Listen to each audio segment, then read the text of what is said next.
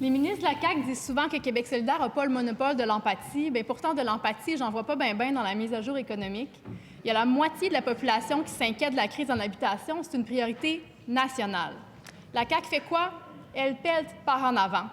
Ils ne sont pas vraiment pressés de l'investir, leur 1,8 milliard. Je vais vous les montrer, les chiffres du gouvernement. Ils nous parlent de 8 000 logements abordables en 5 ans. Ce qui est prévu, c'est 210 millions maintenant, rien l'année prochaine. Les 500 logements pour les personnes en situation d'itinérance, rien cette année, rien l'année prochaine, ça commence en 2025. Les 4 000 nouvelles unités de programme de supplément au loyer, rien cette année, rien l'année prochaine, ça commence en 2025. Écoutez, là, le feu est pris, puis on dirait que le gouvernement attend qu'il pleuve pour que ça s'arrête. Pourquoi il ne commence pas tout de suite à investir pour la crise du logement? Le total de nos efforts depuis que nous sommes élus, c'est 5,7 milliards. Et là, lorsqu'on annonce des nouvelles unités comme ça, bien, c'est certain qu'il faut les élaborer, il faut les développer, il faut faire les montages et il faut les livrer.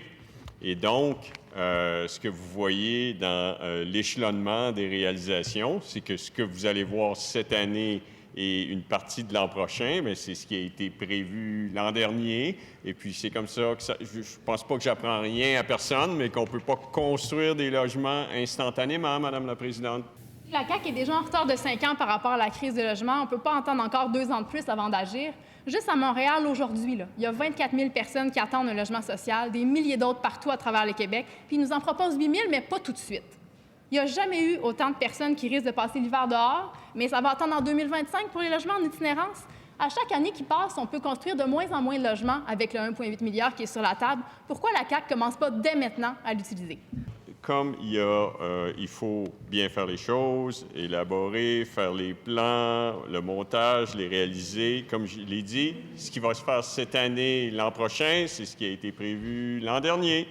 Par contre, pour ceux qui ont des problèmes dès maintenant, bien, on a un excellent programme qui s'appelle le programme d'allocation logement et administré par Revenu Québec. Il y avait 62 000 personnes qui en bénéficiaient en 2021.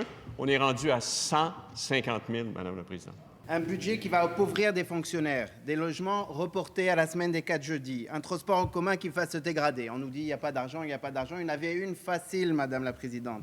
Un Québécois sur 10 a recours aux banques alimentaires cette année.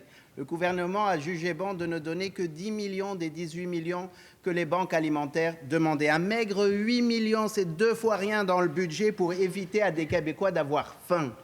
C'est cheap, Madame la Présidente. C'est petit. Alors, on avait des demandes. On a répondu à 100 % des demandes. On a choisi 5 groupes d'aider les banques alimentaires. Et puis, après que la mise à jour a été préparée, la demande d'un groupe a augmenté de 8 millions. Alors, sachez, Madame la Présidente, que sur un budget de 150 milliards de dollars au Québec, il n'y aura jamais d'économie de 8 millions qui va être faite sur le dos des banques alimentaires. Et on ne fera pas de politique avec ça. On avait des demandes pour 20 millions. On fournit 21 millions à 5 groupes. S'il manque 8 millions, Madame la Présidente, ça va nous faire plaisir de le trouver.